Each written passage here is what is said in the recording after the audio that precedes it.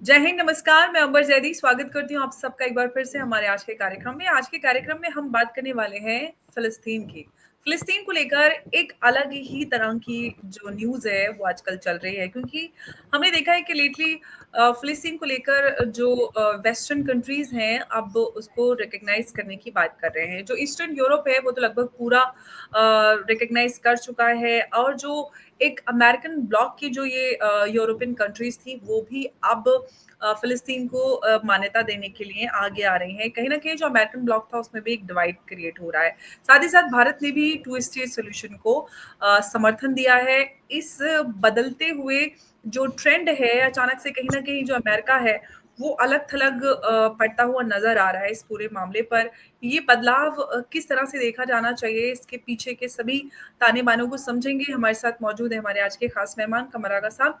बहुत-बहुत स्वागत है सर आपका। नमस्कार, जय हिंद। नमस्कार, जय हिंद। सर, पिछले कुछ दिनों से अचानक से फ़िलिस्तीन को लेकर एक नई जो खबरें हैं वो सामने आ रही हैं। अचानक से जो वेस्टर्न नेशंस हैं वो फ़िलिस्तीन को मान्यता देने के लिए तैयार हो गई हैं। जो ईस्टर्न यूरोप है पूरा वो तो लगभग दे चुका है मान्यता। साथ ही साथ जो अमेरिकन ब्लॉक में हमें भी उधर भी डिवाइड क्रिएट हो रहा है।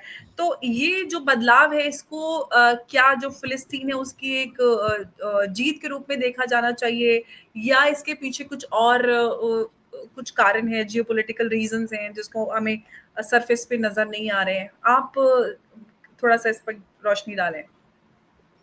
देखिए, कई चीज़ें हैं। पहली बात तो कि यूरोप और अमेरिका में पब्लिक ओपिनियन इस समय बहुत फेवर में है फ़िलिस्तीन के। इसलिए कि जो कुछ भी गाज़ा में हो रहा है वो लोग रोज़ सब लोग देख रहे हैं टीवी पे। औरतें, बच्चे मर रहे हैं, भूख से मर रहे हैं, पानी नहीं है उनके पास, फिर उसके अलावा खाने पीने का नहीं है, फ़ेमिन फैल गया है। 100 से ज़्यादा बच्चे मर गए, बल्कि हर घंटे पे मर रहे हैं अब तो। और फिर अस्पताल में दवाएँ नहीं हैं। और इन हालात के अंदर फिर जो लोग खाना लेने जा रहे हैं उनके ऊपर भी गोली चल रही है। तो ये सबसे आम जनता जो है बहुत नाराज़ है फ़िलिस्तीन इज़राइल से लेके। और उसका प्रेशर ये है इन गवर्नमेंट्स के ऊपर कि वो अपनी पॉलिसी में चेंज लाएँ, प्रेशर डालें उसके ऊपर, इज़राइल के ऊपर, कि वो वहाँ से विथड्रॉ करे। और अब बात होने लगी टू स्टेट सॉल्यूशन जो पुराना है, जो अमेरिका में बिल क्लिंटन के वक़्त में ओस्लो अकॉर्ड जिसे कहते थे, तय हुआ था कि दोनों देश बनेंगे, इज़राइल विथड्रॉ करेगा। और फिर यूनाइटेड नेशंस का प्रपोज़ल है, रेज़ोल्यूशन है 242, जिसमें 1967 की वार के बाद कि इज़राइल इन सभी टेरिटरीज़ से विथड्रॉ करेगा और फ़िलिस्तीनी स्टेट गवर्न बनेगी, साइड बाय साइड दोनों मुल्क रहेंगे। तो ये प्रेशर है। 2 इंटरनेशनल कॉन्फ्रेंसेस भी अभी हुई हैं। एक यूएन में हुई जिसको फ्रांस और सऊदी अरेबिया ने चेयर किया था, को चेयर था, कि जिसमें 125 देश पार्टिसिपेट कर रहे थे और सब यही बात कर रहे थे। दूसरी एक और कॉन्फ्रेंस थी जो बोगोटा में हुई, कोलंबिया में, आई थिंक साउथ अमेरिका में है शायद ये देश। वहाँ पे उन लोगों ने, उसमें केवल 25 देश थे, मगर उनका रेजोल्यूशन थोड़ा फ़र्क था। उनका ये था कि उस रेजोल्यूशन में इज़राइल के ऊपर इतना प्रेशर डालना चाहिए कि वो गाज़ा से विथड्रॉ करे। उसके अंदर ये था कि इज़राइल के ऊपर डिप्लोमेटिक, इकोनॉमिक, मिलिट्री, हर तरह का प्रेशर डालना चाहिए। तो इस तरह से बात वो भी वही कर रहे थे कि टू स्टेट सॉल्यूशन की। फ्रांस ने ख़ास तौर से जब से स्टेटमेंट दिया है, वहाँ के जो राष्ट्रपति हैं मैक्रोन, उनका जब से स्टेटमेंट आया है कि वो सितंबर के महीने में जब यूनाइटेड नेशन जनरल असेंबली का सेशन होता है जिसमें सारे देश, सभी देश के हेड ऑफ द स्टेट और गवर्नमेंट आती है और वहाँ पे अपने अपने वक्तव्य बोलते हैं, तो उस समय वो शायद रिकॉग्नाइज करने की बात कर रहे हैं। उन्होंने कहा कि हम सितंबर में रिकॉग्नाइज करेंगे। ब्रिटेन ने भी कहा है कि अगर इजराइल की पॉलिसी में परिवर्तन नहीं हुआ तो वो भी सोच रहे हैं कि रिकॉग्नाइज कर सकते हैं। उसके अलावा स्पेन, आई थिंक नॉर्वे और कई देश हैं, पश्चिमी देश, उन्हीं ने भी जो कि कहा है कि वो रिकॉग्नाइज कर देंगे, फ़िलिस्तीनी स्टेट को रिकॉग्नाइज कर देंगे। तो इस तरह से फिर यह है कि जो ग्लोबल साउथ है और डेवलपिंग नेशन जिसे हम कहते हैं, उसके तो सभी देश, भारत समेत सभी देश बहुत समय से फिलिस्तीन को रिकॉग्नाइज कर चुके हैं, 2 स्टेट सॉल्यूशन की बात करते हैं। अब आप जो कह रही थी कि ऐसा लगता है कि ये थोड़ी सी रिफ्ट भी नज़र आती है, इसी कि अमेरिका और इजराइल, ये पूरी तरीके से अमेरिका इजराइल के साथ जुड़ गया है, इजराइल अमेरिका के साथ रादर जुड़ गया है उसको, और दूसरे जो पश्चिमी देश थे जिनके हित को वो भी प्रमोट करता था, वो कम नज़र आते हैं। फ्रांस का बहुत बड़ा दबदबा था सीरिया और लेबनान के अंदर, वो ख़त्म हो गया बिल्कुल। अब जो नई गवर्नमेंट आई है वो प्रो अमेरिकन है, प्रो इजराइल है, वो फ्रांस की बात नहीं कर रही है। फ्रांस ने काफ़ी कोशिश की, ठीक है आप मदद कीजिए, आइए जाइए, अच्छे रिश्ते हम बनाएंगे, लेकिन जो फ्रेंच इन्फ्लुएंस था वहाँ पे इन दोनों देशों में वो नज़र नहीं आता। उसको वो रिप्लेस हो गया अमेरिकन इन्फ्लुएंस से। तो फ्रांस काफ़ी अलग थलग पड़ता जा रहा है इस मिडल ईस्ट में। और फिर सहल रीजन और नॉर्थ अफ्रीका में जो अल्जीरिया, फिर उसके अलावा चाड, नाइजर, माली, कामरून, जो फ्रेंच कॉलोनीज थी पहले, वहाँ से भी फ्रेंच का इन्फ्लुएंस बहुत कम हो रहा है। और ये सब अधिकतर जी देश मुस्लिम देश हैं, तो उनको लगता है कि उनके में एक बड़ा परिवर्तन उनकी फॉरेन पॉलिसी में मुझे नज़र आता है आने वाले समय में। जी सर, एक सवाल और मैं आपसे जानना चाहूंगी कि जिस तरह से हमें लग रहा है, वो प्रतीत हो रहा है कि सऊदी अरेबिया और फ्रांस फिलिस्तीन के मुद्दे को लेकर आगे बढ़े हैं, तो क्या भविष्य में ये पॉसिबल हो पाएगा कि फ्रांस और सऊदी अरेबिया मिलकर फिलिस्तीन का गठन करेंगे, जिस तरह से हमें इस पे डेवलपमेंट्स मिल रहे हैं? बात तो ये लोगों ने इसी की है कि भाई 2 स्टेट सोल्यूशन, और उसको सीरियसली लेना चाहिए, उसका गठन होना चाहिए। और लेकिन ये है कि गाज़ा को लेके काफ़ी फ़र्क बयान है उनका, लगता है। इसी के कतर, सऊदी अरेबिया और इजिप्ट ने ये कहा है कि इजराइल को कम ब्लेम किया है, बल्कि उन्हीं ने कहा है कि अमन शांति के लिए ज़रूरी ये है कि हमस जो है गाज़ा के अंदर, वो अपना वीपन सरेंडर करे, अपना राजपाट जो वहाँ पे है उसको बंद करे, और ये सब वो सरेंडर कर दे फ़िलिस्तीन अथॉरिटी के ऊपर। और फ़िलिस्तीन अथॉरिटी बहुत कमज़ोर है, उसका सपोर्ट बेस भी बहुत कम है। तो उसको लेके फ़िलिस्तीनी थोड़ा खुश नज़र नहीं आते, और कुछ अरब देश भी उसके ऊपर टिप्पणी तो किसी ने नहीं की, इसलिए कि ये भी बात 2 स्टेट सोल्यूशन की कर रहे हैं, लेकिन उनकी अप्रोच थोड़ी फ़र्क है। लेकिन इससे पहले अभी बोगोटा जो कॉन्फ्रेंस हुई थी, उन लोग सीधा-सीधा इजराइल को ब्लेम कर रहे हैं।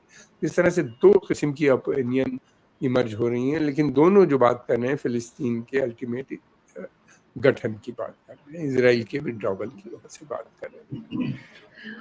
इस पूरे मामले में कहीं न कहीं अमेरिका जो है वो अलग-थलग होता नज़र आ रहा है। तो सर, जो अमेरिका की हेजेमनी को चैलेंज किया जा रहा है फिलहाल, उससे अमेरिका काफ़ी परेशान है। वो जो फ्रस्ट्रेशन है वो प्रेज़िडेंट ट्रंप के बयानों में नज़र आ रही है। चाहे भारत के साथ ट्रेड डील हो, उसको लेकर बोलना हो कि America sorry India, Russia they may take down their dead economies together, Pakistan को लेकर काफ़ी प्रेज़ करना हो, ये फ्रस्ट्रेशन नज़र आ रही है। तो इस फ्रस्ट्रेशन को, या जो अमेरिकन हेजेमनी को जो चैलेंज किया जा रहा है इस वक़्त, इसको किस तरह से देखा जाना चाहिए कि क्या वाक़ई में जो इंडिया की बात करें या फिर फ़िलिस्तीन के मुद्दे पर भी अमेरिका जिस तरह से अलग होता हुआ नज़र आ रहा है कि अमेरिकन हेजेमनी को चैलेंज किया जा सकता है, पॉसिबल है कि भारत अपने जो स्टैंड पे कायम रहेगा, फ़िलिस्तीन पर भी जो पूरे वेस्टर्न ब्लॉक है वो अमेरिका के खिलाफ होता नज़र आ रहा है। देखिए, बहुत ज़्यादा फ़र्क नहीं पड़ेगा पश्चिमी देशों को, इसी के ये इतने ज़्यादा निर्भर हैं अमेरिका के ऊपर सिक्योरिटी को लेके, और इनका ट्रेड भी बहुत ज़्यादा है अमेरिका से लेके, लेकिन डिफरेंसेस बहुत ज़्यादा हैं उनके ऊपर। एक ये कॉन्शियसनेस पश्चिमी देशों में आ गई है कि उनको सिक्योरिटी अपनी खुद बनानी पड़ेगी, जो कि बहुत महंगी पड़ेगी, इसलिए कि उनको जो थ्रेट परसेप्शन है, वो जो देखते हैं, वो उनका मानना ये है कि वो रशिया से आ रहा है, और रशिया बहुत शक्तिशाली देश है। उसके पास लीथल कन्वेंशनल वेपन्स भी बहुत हैं, और फिर उसके अलावा न्यूक्लियर वेपन्स भी बहुत हैं। तो उससे डील करना हमने देख लिया कि जो यूक्रेन वॉर थी इतने दिनों से चल रही है, ख़त्म नहीं हो पाई, और यूरोप ये सोच रहा था कि रशिया एक मुश्किल से 4-6 हफ्ते से ज़्यादा नहीं लड़ पाएगा, रशियन की इकोनॉमी कोलैप्स हो जाएगी, लेकिन ऐसा नहीं हुआ। रशिया आज भी स्ट्रॉन्ग है, खड़ा हुआ है, और यूक्रेन जो है वो बिल्कुल कमज़ोर हो चुका है, और अंदर भी हालात यूक्रेन के बहुत बुरे हैं। जिस तरीके से रशिया अटैक कर रहा है, मैं उनको सपोर्ट नहीं कर रहा हूँ, जिस तरीके से वहाँ पे बेगुनाह लोग मर रहे हैं, ये भी कोई अच्छी बात नहीं है जो रशियन कर रहे हैं। एनीवे वो एक अलग मुद्दा है। दूसरी बात ये कि देखिए, अमेरिकन इन्फ्लुएंस डिक्लाइन हो रहा है पूरी दुनिया में। उसको दोबारा से बनाने के लिए, जिसको अमेरिका प्रेसिडेंट कहते हैं, मेक अमेरिका ग्रेट अगेन, उनकी पॉलिसी ये है कि स्ट्रॉन्ग मेजर्स लो, टैरिफ लगाओ, बड़े बड़े टैरिफ, ताकि ये लोग जो बाहर से एक्सपोर्ट आ रहा है, हो रहा है, दूसरे कंट्रीज जो अमेरिका भेज रहे हैं, वो एक्सपोर्ट में कमी आए, ताकि इसलिए कि जो टैरिफ लग जाने से उसकी कीमतें बढ़ जाएंगी उनके सामान की, और उतनी हो जाएंगी जो अमेरिकन सामान बनाने में कॉस्ट बहुत आती है, तो वो बराबर हो जाएगा, तो लोग अमेरिकन खाएंगे, सामान खरीदेंगे, अमेरिका की इंडस्ट्री रिवाइव हो जाएगी। फिर ये भी वो कह रहे हैं कि हम वहाँ से इलीगल इमिग्रेंट को निकाल देंगे, तो जॉब्स भी लोगों को मिल जाएंगे लोकल। ये सब बहुत शॉर्टकट बातें हैं। ऐसा आप कंप्यूटर पे बैठ के आप प्रोग्राम बना लीजिए, इम्प्लीमेंट नहीं हो पाता। इराक में भी हमने इसी तरह की बातें सुनी थी, अफगानिस्तान में भी, और फिर उसके बाद ईरान को भी ये सोचा गया था कि 4-5 दिन के अंदर ईरान ध्वस्त हो जाएगा बिल्कुल, और लोग सड़क पे निकल आएंगे, इतनी बुरी हालत हो जाएगी। लेकिन इसराइल के साथ जो कुछ ईरान ने किया हम सब देख रहे हैं ईरान का। तो ईरान आज भी उसी तरह खड़ा है, तो ये बहुत मुश्किल है। इसी तरह जो है ये भी बहुत ही स्ट्रांग देश है, रशिया भी नहीं लगता कि आने वाले समय में उसको आप तोड़ पाएंगे या कुछ कर पाएंगे, कमजोर कर पाएंगे। तो उनकी जो पॉलिसी है, वो जानते हैं कि डिप्लोमेटिक मीन्स के थ्रू अचीव नहीं की जा सकती, तो एक ही तरीका है, टैरिफ लगाओ, प्रेशर बिल्डअप करो इंडिया के ऊपर, चाइना के ऊपर, रशिया के ऊपर, रशिया का सेकेंडरी। और अब वो बात कर रहे हैं कि अगर जो कंट्रीज रशिया से तेल खरीदते थे उन पे हम उनके ऊपर भी सैंक्शन लगाएंगे, यानी सेकेंडरी सैंक्शन। तो अब देखना ये है कि इंडिया चाइना काफ़ी तेल खरीदते हैं हमारा, हम लोग रशिया से, जो कि हम एक्सपोर्ट कर देते हैं यहाँ पे, उसको क्रूड ऑयल लाते हैं, उसको रिफाइन करके बेचते हैं और सब कुछ। तो हमारी इकोनॉमी के लिए बहुत इंपॉर्टेंट है रशियन सस्ता तेल। क्या इंडिया और रशिया, इंडिया चाइना बंद कर देगा रशिया से? और वो ये कि आप वहाँ से बंद करो, अमेरिका से तेल खरीदो, आप अपनी जो एग्रीकल्चर है भारत की उसको ओपन करो। तो ये जो बातें हैं, डेयरी फार्मिंग को भी ओपन करो। तो अगर ऐसा होगा, भारत तो खुद एक्सपोर्टर है एग्रीकल्चर प्रोडक्ट्स का, और डेयरी प्रोडक्ट्स भी हमारे हैं। अगर ऐसा होगा तो लाखों लोग अनएम्प्लॉयड हो जाएंगे, गांव के अंदर एक बड़ी समस्या किसानों की खड़ी हो जाएगी। तो मुझे नहीं लगता कि भारत एक्सेप्ट करेगा। भारत अभी तक तो भारत ने इन बातों को नहीं माना है, और आने वाले समय में भी पूरी उम्मीद है कि नहीं मानेंगे। और ये लेकिन है कि सर, ये सवाल निकल के आता है, जिस तरह से अमेरिका ने भारत के कंपनीज को भी सैंक्शन किया है, जो कंपनीज ईरान के साथ ट्रेड कर रही थी, और सेकेंडरी सैंक्शन वो रशिया के ऊपर जो लगाया, फिर भी जो हमारे यहाँ पे रिफाइनरी उसको भी सैंक्शन किया। साथ ही साथ जिस तरह से टैरिफ्स लगा रहे हैं, और जो एग्रीकल्चर और डेयरी जो सेक्टर की बात की, वो भारत के लिए बहुत क्रूशल है, क्योंकि हम अपने 70 से 80% लोगों को इस तरह से बेरोजगार, या उनको हम इस तरह से आहत नहीं कर सकते हैं। भारत अपने स्टैंड पर खड़ा है।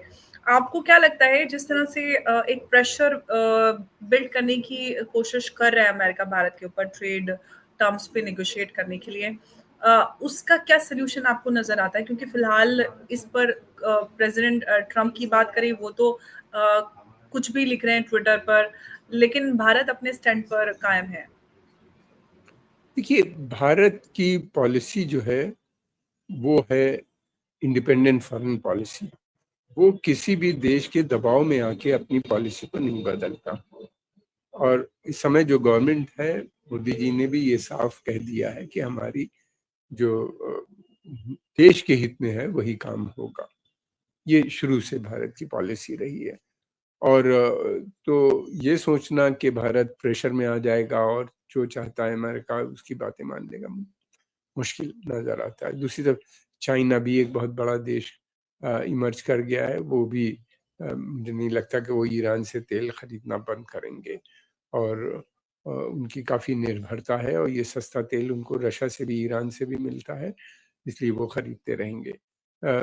दूसरी बात ये भी है कि अब अ, अमेरिका की इस नीति से हो ये रहा है फ़ायदा, ब्रिक्स को हो रहा है।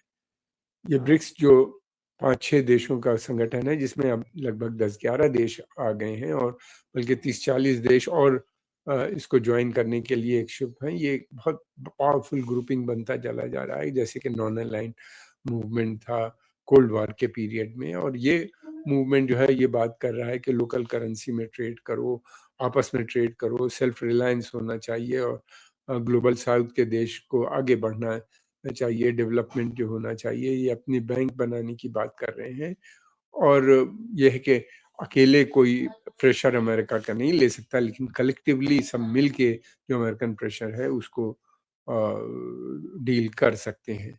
तो ये एक बदलाव जो मुल्क दुनिया में पूरी आ रहा है, उसको अमेरिका कोशिश कर रहा है कि किसी भी सूरत से उस प्रोसेस को रोक ले। कुछ समय के लिए तो डिले कर सकते हैं, जैसे अभी ट्रेड डील्स इन्हीं ने फ्रांस और यूरोपियन यूनियन और जापान वगैरह से की है, लेकिन उसका बहुत रिपरकशन है पूरे सभी देशों में। यूरोप के, फ्रांस ने तो साफ कह दिया, ये उसको काफ़ी कंडेम किया, बड़ा क्रिटिसाइज किया है। फिर उसके अलावा जापान भी काफ़ी चिंतित है उसको लेके, साउथ कोरिया भी इस तरीके से। तो ये जो डिक्टेट्स हैं, मैं नहीं समझता बहुत समय तक चल पाएंगी और इससे कुछ होगा। ट्रम्प साहब का तो ये है कि उनका 3 साल और पूरे करने हैं, किसी सूरत से पूरे करके वो तो चले जाएंगे, लेकिन उसके बाद जो अमेरिका की दशा होगी वो अच्छी नहीं होगी। इस जी। अमेरिका की जो मोनोपोली थी टेक्नोलॉजी के ऊपर, अब वो नहीं रही। अब इंडिया चंद्रयान को भेज दिया, इंडिया के पास बहुत स्ट्रॉन्ग न्यूक्लियर प्रोग्राम्स हैं पीसफुल पर्पसेस के लिए। हाँ। फिर इंडिया का स्पेस प्रोग्राम बहुत अच्छा है माना जाता है। तो इंडिया पता नहीं कितनी चीज़ों के अंदर बड़ा और अभी पायनियरिंग वर्क कर रिसेंटली रहा है। इसरो और नासा ने जो एक जॉइंट सैटेलाइट लॉन्च किया है निसार, वो जी, भी जी, जी, एक है। जी। सर एक तो सवाल इस और मैं तर आपसे जानना चाहूंगी, बस एक ये अंतिम प्रश्न है आपके लिए, कि अगर जो यूएस इंडिया ट्रेड डील है इसका कोई भी सोल्यूशन नहीं निकलता है, कोई चीज किसी नेगोशिएशंस पर नहीं आ पाते हैं, तो जो टैरिफ्स लगे हैं इंडिया पर और जो साथ ही साथ जो सैंक्शंस लगे हैं, क्या इम्प्लीकेशंस हो सकते हैं फॉर इंडिया? टेम्परेरी प्रॉब्लम्स आएँगी, आ रही हैं ऑलरेडी। हमारा स्टॉक मार्केट डाउन है। जिस तरीके से रोज़ाना एक नए स्टेटमेंट आ जाते हैं और जिसके चलते हुए स्टॉक मार्केट पे असर पड़ता है। फिर उसके अलावा ये है कि कुछ समय के लिए आएँगी, और बट हमारी इकोनॉमी जो है 6.4, 6.8 ये लगातार बढ़ रही है, उस पे असर नहीं पड़ रहा, और मुझे नहीं लगता कि बहुत ज़्यादा इम्पैक्ट आएगा। कुछ सेक्टर्स में कुछ समय के लिए आएगा। हम एक तरफ अगर हम अमेरिकन मार्केट को हमसे छूटेगा, तो दूसरी तरफ एशिया, अफ्रीका और बहुत से नए मार्केट हम बना लेंगे। और अब मुझे लगता है कि भारत बनाने लगा है इन देशों के साथ। अफ्रीका प्राइम मिनिस्टर गए ग्लोबल साउथ तो पूरा ही मोदी जी। भारत के उसमें है। हाँ, तो वो ग्लोबल साउथ के साथ अब ज़्यादा एम्फेसिस और ज़्यादा ये 1-2-3 साल के अंदर आप देखिएगा हमारी फार्मास्यूटिकल इंडस्ट्री जो काफ़ी एक्सपोर्ट करती है अमेरिका के ऊपर, प्लस और यूके के साथ हमारी भी हमारा जो अग्रीमेंट हुआ है उससे भी और एग्रीमेंट, जी जी हाँ, वो सब है। यूरोपियन यूनियन से और बढ़ेगा, हमारे फ्रांस के साथ भी हमारे बड़े अच्छे रिश्ते हैं। तो वो बहुत सी चीज़ें हैं ना, हम एक तरफ अगर खोएंगे तो दूसरी तरफ हमको बहुत सी चीज़ें मिलेंगी। और अच्छा, हम अगर खोएं या ना खोएं, अब भारत जो है एक्सपोर्ट ओरिएंटेड इकोनॉमी की तरफ बढ़ता हुआ नजर आता है। प्रधानमंत्री मोदी जी ने पहले भी कहा था कि 4 बिलियन का एक्सपोर्ट होना चाहिए। अब वो लगातार बढ़ता चला जा रहा है, और अब बहुत एम्फेसिस होगा आने वाले समय में कि अमेरिका के साथ साथ जो एक्सपोर्ट है, अमेरिका मित्र देश है, अमेरिका से हम नहीं चाहेंगे कि हमारे रिश्ते हों। और दूसरी बात ये कि अमेरिका को भी भारत की बहुत ज़रूरत है। उनका जो क्वाड है, यानी ये जो इंडो पैसिफिक क्षेत्र है, वो बगैर इंडिया के वो बेकार है, उसका उसमें कोई दम नहीं बचता। जो वो बगैर इंडिया के वो चाइना की जो विस्तारवादी नीति है साउथ चाइना सी में या इंडो पैसिफिक क्षेत्र में, वो उसमें उनका कमजोर पड़ जाएंगे। तो इसलिए उनको भी भारत की जरूरत है, ये बात नहीं है कि ये नहीं है। तो इस तरह से ये देखो अंबर, ये ग्लोबलाइज्ड वर्ल्ड है, इसमें कोई अगर ये चाहे कि अपनी डिक्टेट चला दे कुछ समय के लिए, ये अमेरिका बहुत शक्तिशाली देश है, सबसे इकोनॉमिकली और मिलिट्रीली, लेकिन दूसरी कंट्रीज भी बहुत तेजी से ऊपर आ रही हैं जो डिमांड कर रही हैं यूनाइटेड नेशन में रिफॉर्म होना चाहिए, बदलाव अगर आप नहीं करोगे तो ब्रिक्स खड़ा है। और बगैर इन कंट्रीज के, ग्लोबल साउथ के और डेवलपिंग नेशन के, अमेरिका की इकोनॉमी थोड़ी ना चल सकती। यहीं से तो जाता है सारा तेल, गैस या खनिज पदार्थ और जितनी भी चीजें हैं, और यही सबसे बड़ा मार्केट भी है अमेरिका का। तो ये सब इंटरडिपेंडेंट है। और ये जो सोच रहे हैं कि हम डिक्टेट्स कर करके निकल जाएंगे, तो नहीं। हाँ, टेम्पररी कुछ थोड़े दिन के लिए प्रॉब्लम आ सकती है कुछ सेक्टर्स में, बाकी और दूसरे सेक्टर्स में भी नहीं आएगी। बहुत बहुत धन्यवाद सर आपका हमारे साथ आज की इस चर्चा में जुड़ने के लिए। नमस्कार, जय हिंद, जय भारत। जी नमस्कार।